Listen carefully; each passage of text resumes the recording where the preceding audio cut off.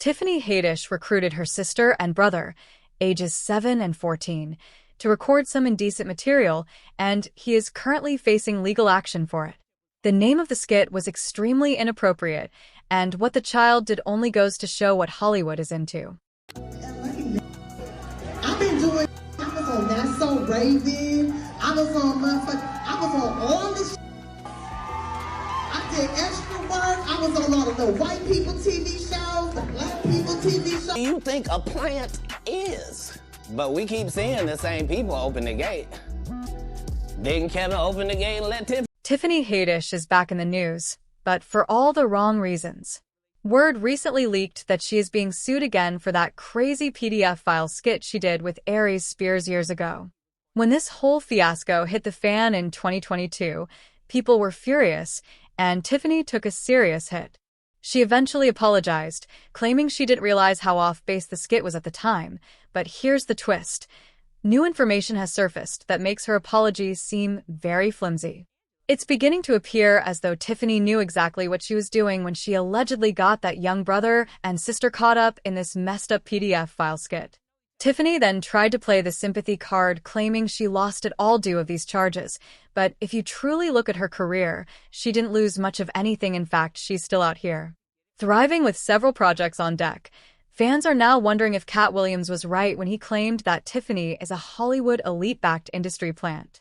As if it couldn't get any stranger, Tiffany then chooses to travel to Israel right in the middle of a conflict, further solidifying fans' belief that she is merely a Hollywood prop kept in the spotlight to further a specific agenda. I'm just on the airplane,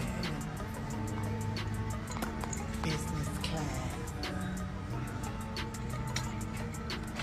on my way to Israel. I might come back with a little Jewish baby.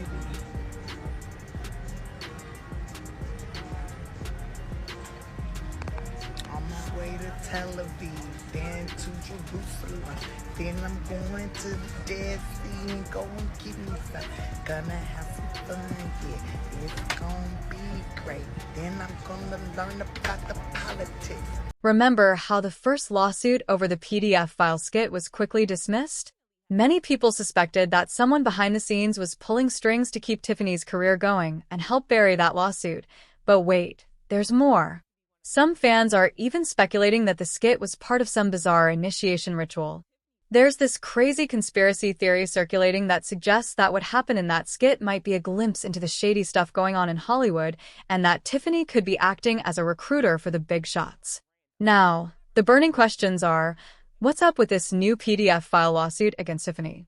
Does this mean she no longer has the protection of the Hollywood elite? What about those claims made by Katt Williams? Is this evidence that Tiffany was planted to further some covert Hollywood agenda?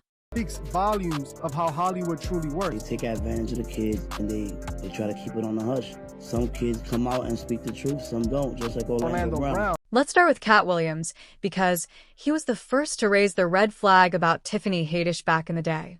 Fans and celebrities called him bitter and accused him of hating on a successful black female comedian out of jealousy. But guess what? Years later, it looks like Katt is getting the last laugh. Let's go back to 2018, when Katt was a guest on the Frank and Wanda in the Morning Show. During his interview, he made some serious remarks about Tiffany's quick ascent to fame, but he wasn't just being petty.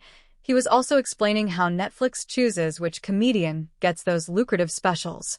When the subject of Tiffany's Netflix deal came up, he didn't mince words.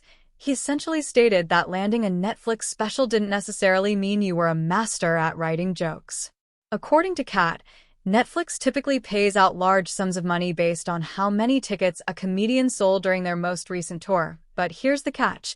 Tiffany claimed that no one could identify a single original joke she had written, despite the fact that she had been working in comedy for more than 20 years. Tiffany obtained her Netflix deal without even going on tour. She been doing comedy since she was 16. You can't tell me your favorite Tiffany Haddish joke. Why? Because she ain't done a tour yet. She ain't done a special. She has not proven the ability to tell jokes back to back for an hour to nobody. And they already ready to down Monique and up somebody who has showed them Girls Trip. Did you think she wrote Girls Trip, goofball? Right. Or do you think that was already a script and they handed it to her? It's up to you, whatever you want to. Kat wasn't finished yet. He also pointed out that a lot of gifted Black female comedians are being overlooked while Tiffany continues to receive all the attention and promotions. Kat was making fun of Tiffany for not only telling jokes but also writing them. He raised eyebrows by pointing out how strange it was that Tiffany was given preference over all these other Black female comedians who write their own material. She passed 46 female Black comedians that I know personally that I put on tour who have a hard time getting a chicken sandwich from Chick-fil-A after they headlined 7 shows at a club for $2,500. However, Wanda Smith immediately defended Tiffany, saying that people adore her for being authentic. He didn't waste any time clapping back, suggesting that Tiffany's tendency to conform to negative stereotypes and her constant discussion of her adventures with white men were the true reasons she was chosen as the face of Black female comedy.